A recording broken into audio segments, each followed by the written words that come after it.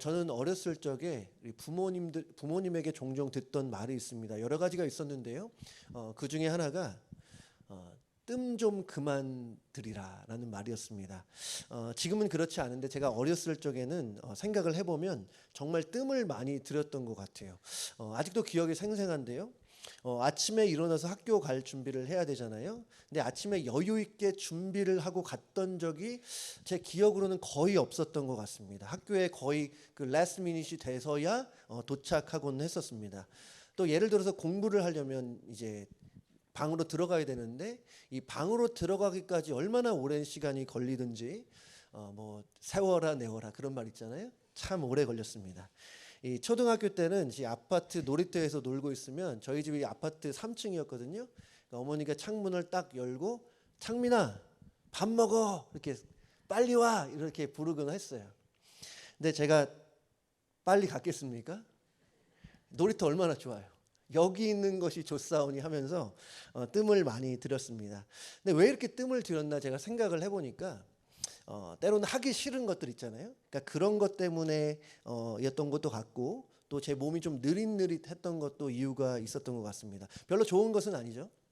근데 제가 요즘에는 뜸 들이는 것이 꼭 나쁘지만은 않겠구나라는 생각을 해보곤 합니다. 얼마 전에 제가 한 책을 읽다가 공감 가는 시를 읽었었는데요. 이어령 씨가 짤막하게 쓴 글이에요. 제가 일부만 읽어보겠습니다. 제목이 뜸 들이기입니다. 뜸을 들인다는 말은 밥을 지어본 사람만이 압니다. 그리고 밥을 지어본 사람만이 그 맛을 압니다. 밥이 다 되었어도 금세 솥뚜껑을 열어서는 안 됩니다. 조금만 참는 것, 조금만 기다리는 것, 거기에서 인생의 참된 맛이 우러나옵니다. 요즘은 뭐 우리가 전기밥솥으로 밥을 짓지만 마찬가지 아니겠습니까? 내가 급하다고 해서 생쌀이 바로 이렇게 밥이 되는 것이 아니에요. 하지만 조금만 참고 조금만 기다리다 보면 맛있는 밥을 우리가 먹을 수 있습니다. 제가 오늘 이런 말씀을 드리는 것은 좀 이따 보겠지만 마치 예수님께서 뜸을 들이신 것이 아닌가라는 생각이 들었기 때문인데요. 오늘 본문은 지난주에 이어진 내용입니다. 지난주에 우리가 봤던 것은 베드로의 신앙 고백이었어요.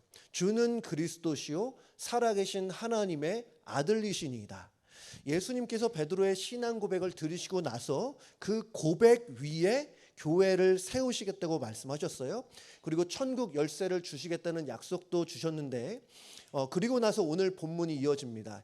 21절 말씀 우리 함께 읽어볼게요. 시작. 이때로부터 예수 그리스도께서 자기가 예루살렘에 올라가 장로들과 대제사장들과 서기관들에게 많은 고난을 받고 죽임을 당하고 제3일에 살아나야 할 것을 제자들에게 비로소 나타내시니. 여러분 아주 중요한 말씀입니다. 지금 이 말씀은 예수님께서 십자가와 부활을 공개적으로 말씀하시는 첫 번째 장면인데요. 물론 이전에도 암시적으로 말씀하신 적은 있어요.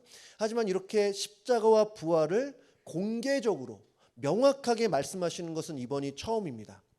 여러분 십자가와 부활의 사건은 너무나 중요하잖아요. 여러분이 아시는 것처럼 이 기독교에서 이것만큼 중요한 진리가 없습니다. 여러분 우리 예수님께서 이 땅에 오신 이유가 뭐예요? 한마디로 말하면 우리에게 복음을 주시고자 해요. 그럼 복음은 무엇이냐? 복음의 핵심은 예수 그리스도의 십자가와 부활입니다.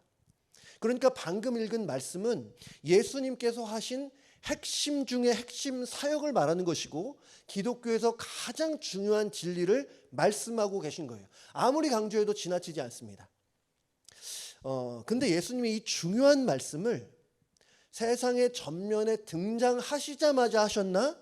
그렇지 않습니다. 소위 공생애라고 말하죠. 세상에서 공개적으로 사역을 하신 지 약 2년 반 정도가 되었을 때, 여러분 이때가 언제냐면 거꾸로 보면 예수님이 십자가에 달리시기 한 6개월 전입니다. 그러니까 이제 십자가까지 가기까지 6개월밖에 남지 않은 때가 돼서야, 그제서야 예수님이 십자가와 부활을 말씀하신 거죠. 마치 뜸들이기를 하셨던 것 같습니다. 사실 가장 중요한 일이기 때문에 가장 먼저 말씀하실 법한데 예수님은 타이밍을 기다리셨던 것 같아요. 가장 적절한 때를 보셨던 것 같습니다. 여러분, 우리도 마찬가지 아니겠습니까? 우리가 무엇을 하느냐 중요하죠. 근데 무엇을 하느냐보다 때로는 언제 하느냐가 더 중요한 경우가 있습니다. 비즈니스만 봐도 그래요. 똑같은 비즈니스를 하더라도 그것을 언제 하느냐에 따라서 성패가 좌우되는 일들. 또 남녀가, 예를 들어서 남자가 이제 사랑하는 여자가 있어요. 이제 프로포즈를 하는데 아무 때나 합니까? 이제 아무 때나 그냥 사랑해, 결혼해줘 이렇게 말할 수 없잖아요. 분위기와 때를 봐가면서 해야 된다. 그래야 성공 확률이 높지 않겠습니까? 저는 이걸 생각하면서 아주 비근한 예로 김치도 그래요. 김치는 타이밍입니다. 김치를 언제 꺼내 먹느냐에 따라서 맛이 달라지잖아요. 감사하게도 우리 교회는 정기적으로 김치 담그는 날을 갖고 있습니다. 보통 그러면 이 김치 담그는 날 그 다음 주일, 그 몇 주가 여러분 김치가 제일 맛있잖아요. 근데 한 달이고 두 달이고 세 달이고 네 달이고 이렇게 시간이 지나다 보면 점점점 이 김치의 젓가락이 안 가요. 때로는 맛이 너무 쉬워요. 근데 꼭 그럴 때면 김칫국도 자주 나옵니다. 여러분 왜 그런지 아실 것 같은데 어쨌든 제가 드리는 말씀은 때와 시기가 중요하다는 거고요. 예수님은 적절한 시기를 포착해서 십자가와 부활을 말씀하신 거예요. 21절 제가 다시 한번 보면 이때로부터 예수 그리스도께서 자기가 예루살렘에 올라가 장로들과 대제사장들과 서기관들에게 많은 고난을 받고 죽임을 당하고 제3일에 살아나야 할 것을 제자들에게 비로소 나타내시니, 여기서 이때로부터라는 것은 언제를 말합니까? 우리가 지난주에 봤던 베드로 있잖아요. 베드로가 그러죠. 주는 그리스도시요 살아계신 하나님의 아들이시니이다. 베드로의 신앙 고백이 있고 나서 이때로부터 예수님이 복음의 핵심인 십자가와 부활을 말씀하셨던 겁니다. 왜 그럴까요? 잘 보세요. 만약에 제자들이 예수님에 대한 신앙 고백도 없는 상황이라면 예수님이 십자가와 부활을 말씀하신들 무슨 의미가 있겠습니까? 말씀하실 수 있죠. 하지만 전혀 이해는 못해요. 예수님이 누군지 전혀 모르는 상태에서 십자가와 부활을 말한들 무슨 소용이 있어요? 아무 의미가 없습니다. 그래서 예수님은 그때까지 기다리셨던 거예요. 마치 밥을 지을 때 뜸을 들이는 것처럼 그렇게 예수님은 기다리셨습니다. 이렇게 예수님은 적절한 시기를 보시기도 했고 또 그 때를 위해 기다리시기도 하셨습니다. 여러분 우리도 그래야 돼요. 사실 요즘 우리에게 왜 그런지 모르겠어요. 스마트폰 때문에 그런지 인터넷 때문인지 모르겠지만 우리에겐 기다림이 참으로 어려운 것이 되어버렸습니다. 친구 만날 때 10분, 20분, 옛날에는 또 오래도 뭐 이렇게 연락할 수 있는 방법도 없어서 그랬겠지만 우리는 지금 기다리지 못하고 참지 못하는 일이 많아요. 그래서 일을 그르치는 경우가 참 많이 있습니다. 다른 일들도 마찬가지지만 특별히 우리가 하나님의 일을 할 때는 때와 시기를 잘 분별해야 되고 때를 기다릴 수 있는 여유와 힘이 있어야 돼요. 무턱대고 열심히만 한다고 되는 것이 아닙니다. 여러 가지 예가 있지만 여러분 나중에 한번 생각해 보세요. 제가 생각한 예는 이런 거예요. 우리 성도님들 중에 자녀들이 현재 교회를 다니지 않는 경우가 참 많이 있습니다. 참 많아요.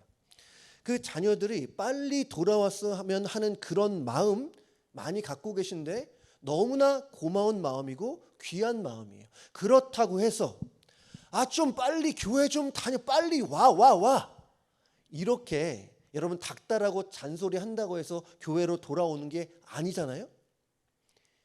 기도하면서 기다려야 돼요. 울며 씨를 뿌리는 자는 기쁨으로 단을 거두리로라고 말씀하셨어요. 씨를 뿌리는 것과 단을 거두는 것 사이에는 언제나 시간의 텀이 있습니다. 씨를 뿌리자마자 바로 단을 거두는 경우는 없어요. 우리는 우리의 자녀들의 마음을 돌이킬 수 있는 이 퍼펙트한 타임, 그 시간을 포착해서 그때에 하나님 주시는 지혜로 복음을 전해야 돼요. 그때까지 우리는 하나님이 우리에게 지혜를 주시도록 기도하면서 기다려야 하는 것입니다.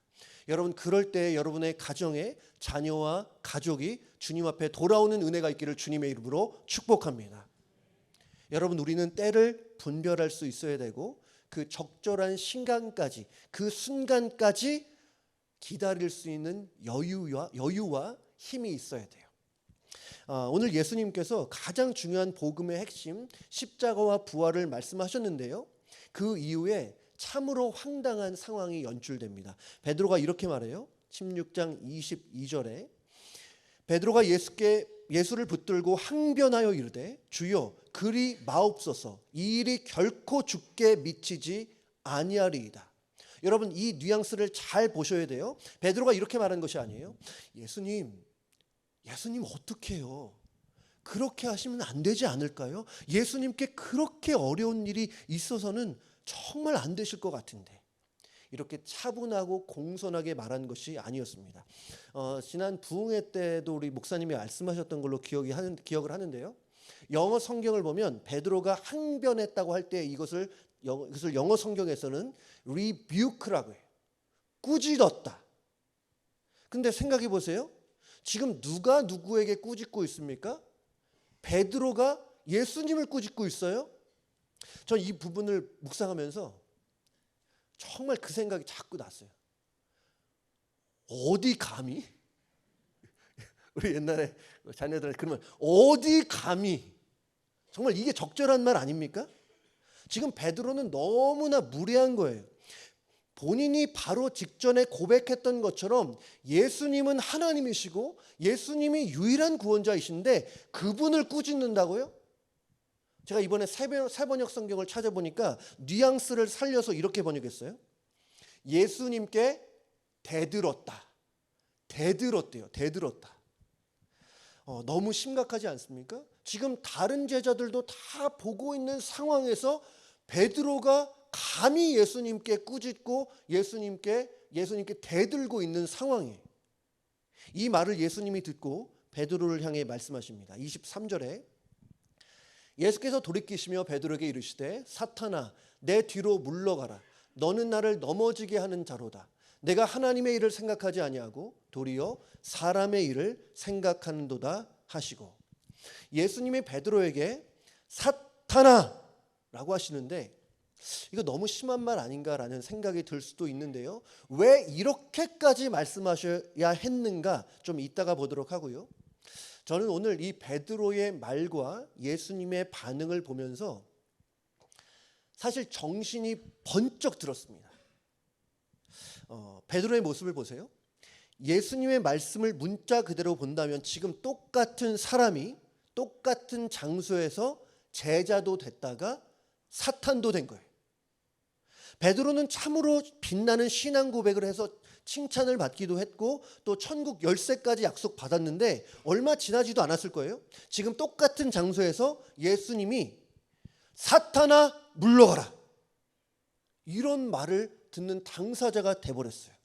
문자 그대로만 보면 참 훌륭한 제자가 한순간에 사탄이 돼버린 거예요. 그럼 베드로가 존재적으로 사탄이 된 것인가? 여러분, 그것은 아니겠죠. 하지만 분명한 것은 이때에 바로 이 시점에 베드로는 사탄의 미혹을 받고 속아 넘어가서 사탄의 도구가 됐다는 거예요. 사실 지금 예수님이 말씀하신 십자가와 부활은 인류의 구원을 향한 하나님의 계획이에요.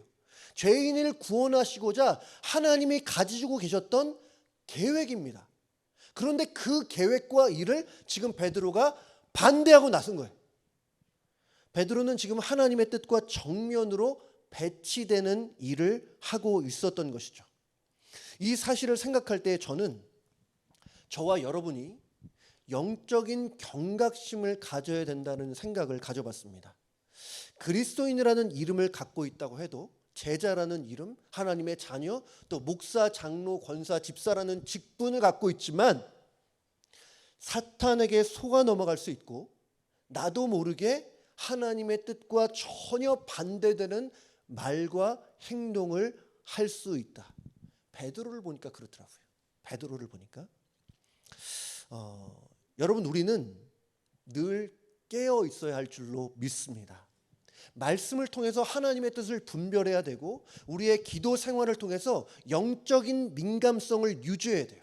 우리가 드리는 이 예배를 통해서 마음을 새롭게 함으로 변화를 받아 하나님의 선하시고 기뻐하시고 온전하신 뜻이 무엇인지 분별해야 될 줄로 믿습니다. 여러분, 우리가 흔히 하는 말로 여러분 신앙생활 열심히 하셔야 된다는 거예요. 여러분이 가지고 계신 여러 가지의 취미 중에 하나가 신앙생활이 돼서는 안 되고, 신앙생활은 여러분의 삶 전체가 돼야 돼요. 그것이 우리 하나님이 우리에게 요구하시는 부분입니다. 우리가 하나님의 은혜로 구원을 받았다면, 정말 은혜로 우리가 하나님의 자녀가 되었다고 한다면, 우리 남은 인생 정말 하나님의 영광만을 위해서 살아야 되지 않겠습니까? 그래야 하는데 하나님의 자녀라는 자가 사탄의 도구가 되어서는 안 되잖아요. 이렇게 심각한 말을 예수님이 왜 하셨을까? 저도 이렇게 설교 때 해야 될까 고민을 했는데 보니까 예수님이 심각해요. 베드로에게, 제자에게 사탄아 물러가라 라고 말씀하셨다면 예수님이 보실 때 너무나 심각했던 거예요. 저는 이 자리에 계신 우리 모든 성도님들이 항상 기도로 깨어있기를 주님의 이름으로 축복합니다. 주님의 뜻을 이루기 위한 아름다운 도구로 우리 모든 성도님들이 쓰임받을 수 있으면 좋겠습니다. 근데 저는 오늘 예수님의 말씀이 그래 좀 마음에 걸렸어요. 너무 심각한 말이잖아요. 사람을 향해서 사탄아 물러가라. 저는 사탄아 물러가라 이렇게 말씀 안 하셨을 것 같아요. 사탄아 물러가라. 이 말 자체도 참 이해하기 어려운데, 그래도 생각해보면 2년 반 동안 함께했던 제자 아닙니까? 예수님도 알아요. 그 제자가 예수님을 사랑하는지. 근데 그 사람에게 대놓고 사탄이라고 말하면 여러분 보통은 시험 들지 않겠습니까? 예수님이 이렇게 하셨으면 안 되네요. 예수님 그래도 온유하시고 인자하신 분이니까 차분한 목소리로, 그래도 예수님이 베드로 사랑하시잖아요. 사랑하는 목소리로 베드로야, 너 그러면 안 돼. 너 그런 말 하면 안 돼. 이렇게 말씀하시면 되지 않을까? 근데 저는 오늘 이번에 베드로의 말을 좀 다른 관점으로 봤습니다. 저는 예전부터 베드로의 이 말 있잖아요. 주여 그리하지 마옵소서, 이 일이 결코 주께 미치지 아니하리라던 이 말은 예수님을 향한 충정에서, 그래도 예수님을 향한 사랑에서 하는 말이라고 봤어요. 맞는 말이기도 합니다. 예수님이 고난당하시고 죽음당하시는 거 예수님을 사랑하는 제자 입장에서는 아니에요. 그렇게 하시면 안 되죠. 예수님을 생각하면서 말한 것일 수 있잖아요. 물론 잘못된 것은 맞지만 예수님을 위한 말로도 볼 수 있어요. 근데 나중에, 우리 이따가 볼 건데, 나중에 이어지는 예수님의 말씀을 들어보면 베드로가 그렇게 순수하게 예수님만을 생각한 것이었냐 하는 것에 의문을 품을 수밖에 없습니다. 결론부터 말씀드리면 그렇게 순수하지 않았어요.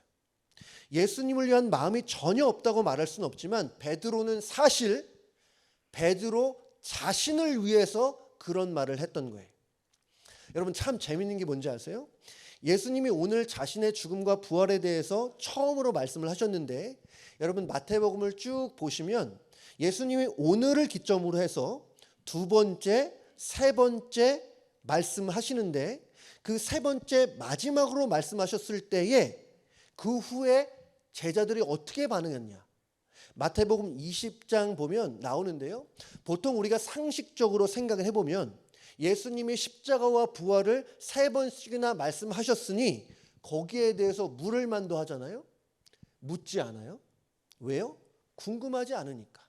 마음이 다른 데 있으니까. 예수님이 세 번째로 말씀하신 후에 기록된 본문은 뭐냐? 쉽게 말해서 누가 더 높냐라는 논쟁이었어요. 제자들 사이에서 네가 높냐 내가 높냐. 마태복음 20장에 기록되어 있는데요. 두 명의 제자가 예수님을 예수님께 하는 말이, 지금 예수님이 십자가 부활을 말씀하셨어요. 그리고 나서 두 제자가 하는 말이, 주님, 주님의 나라가 임할 때에 우리 중 한 명은 주의 우편에 한 명은 주의 좌편에 앉게 해주세요. 소위 인사청탁을 한 거죠. 참 앞뒤가 안 맞지 않습니까? 지금 예수님은 자신의 죽음과 부활에 대해서 말씀하고 계신데, 그걸 들은 제자들의 관심은 누가 더 높냐, 앞으로 누가 더 높아질 것이냐 하는 데 있어요. 이게 바로 동상이몽이 아닐까 싶습니다.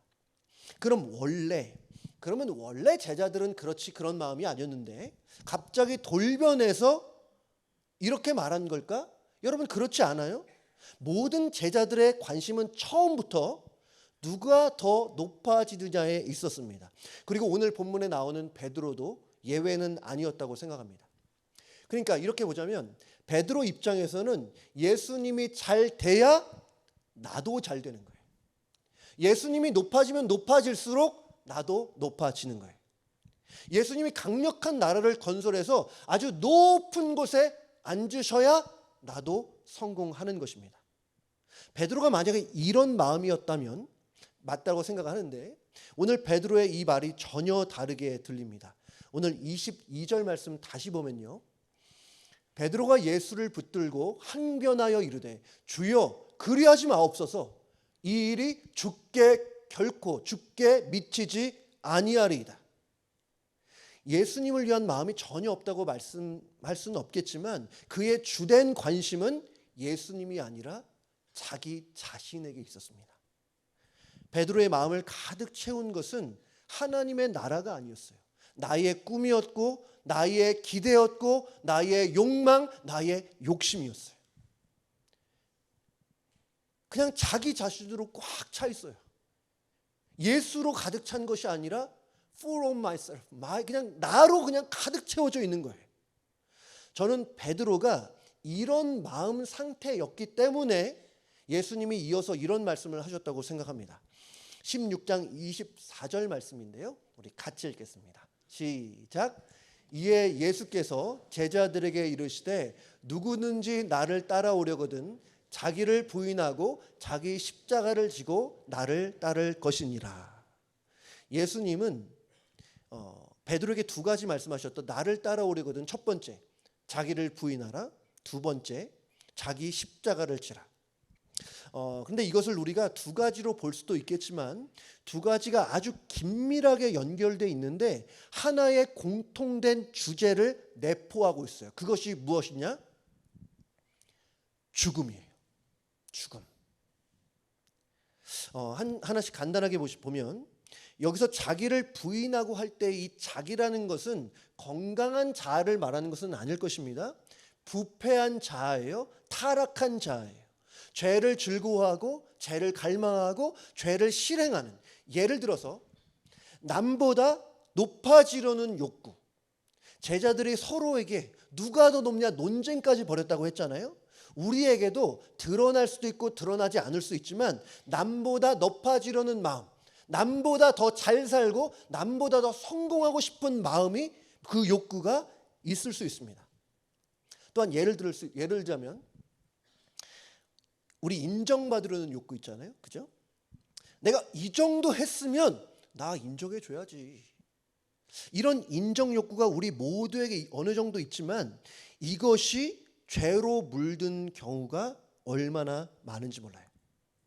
이런 욕구가 여러분 크면 클수록 나타나는 증상이 뭔지 아십니까? 남에게 인정을 받아야 되는데 그런 마음이 크면 클수록 나타나는 증상, 섭섭이가 자꾸 들어와요.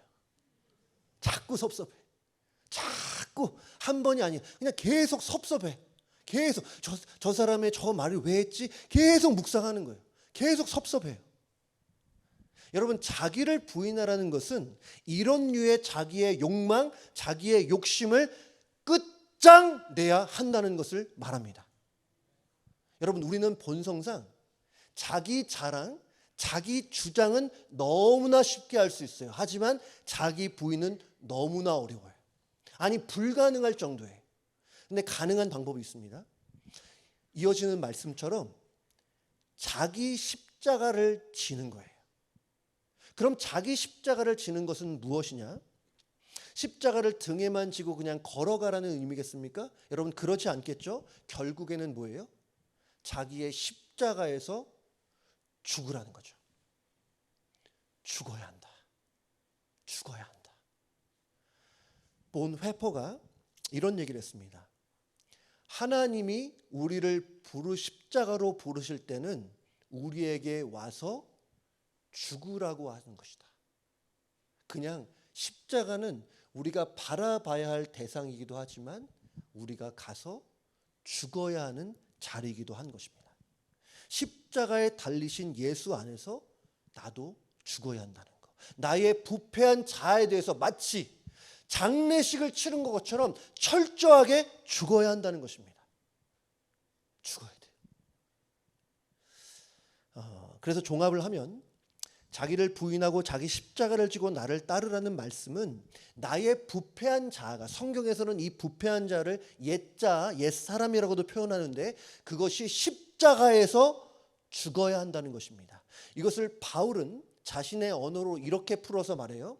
참 귀한 말씀인데요. 갈라디아서 2장 20절 말씀 우리 같이 읽겠습니다. 시작. 내가 그리스도와 함께 십자가에 못 박혔나니 그런즉 이제는 내가 사는 것이 아니요 오직 내 안에 그리스도께서 사시는 것이라. 이제 내가 육체 가운데 사는 것은 나를 사랑하사 나를 위하여 자기 자신을 버리신 하나님의 아들을 믿는 믿음 안에서 사는 것이라. 아멘. 내가 그리스도와 함께 십자가에 못 박혔나니 죽었다는 거예요. 그런즉 이제는 내가 사는 것이 아니요 오직 내 안에 그리스도께서 사시는 것이라. 이것을 간단히 말해서 이렇게 표현할 수 있을 것 같아요. 나는 죽고 내 안에 예수로 살아가는 것. 이제는 내가 없고 내 영혼과 온 마음을 예수로만 가득가득 채우는 것. 예수로 충만한 것. 나의 뜻이 아니라 내 안에 지금도 살아계시는 하나님의 뜻을 따라 살아가는 것. 여러분 바로 이것이 나를 부인하고 자기 십자가를 지고 사는 것입니다. 우리 모든 성도님들이 그렇게 되시기를 바라요. 결코 쉬운 것은 아니라고 생각합니다. 저는 이 말씀 묵상하다가 쉽지 않으니까 사도 바울이 나는 날마다 죽노라고 하잖아요. 날마다 죽어야 됩니다. 저는 오늘 예수님께서 나를 따르려거든 자기를 부인하고 자기 십자가를 지고 나를 따르라고 말씀하셨을 때에 자기를 부인하고 자기 십자가를 진다, 이것을 저는 과거 완료적인 의미로만 보지 않습니다. 현재 진행형, 계속해서 나를 부인하고 자기 십자가를 계속해서 지는 것. 그래야 우리가 예수님의 길로 따라갈 수 있는 줄로 믿습니다. 여러분 우리는 하나님의 은혜로 그리스도인이 되었죠. 하나님의 은혜로 자녀가 되었습니다. 근데 하나님의 은혜로 그리스도인이 되었다고 했는데 이 그리스도인인 것은 누구이냐? 그리스도인은 그리스도를 따라가는 사람을 그리스도인이라고 말합니다. 예수님은 우리 모두에게, 우리 그리스도인들에게 나를 따르라 라고 요구하셨어요. 그 예수님을 우리가 따르기 위해서는 자기를 부인하고 자기 십자가를 져야 한다는 것. 한마디로 죽어야 한다는 것. 우리가 죽어야 예수님을 따라갈 수 있습니다. 저는 우리 귀한 성도님들이 주님의 말씀에 순종함으로 내가 죽고 예수로 살아가시기를 주님의 이름으로 축복합니다. 오직 하나님의 영광과 주의 뜻을 위하여 주의 길로 담대하게 걸어가는 우리 귀한 성도님들 다 되시기를 다시 한번 주님의 이름으로 축복합니다.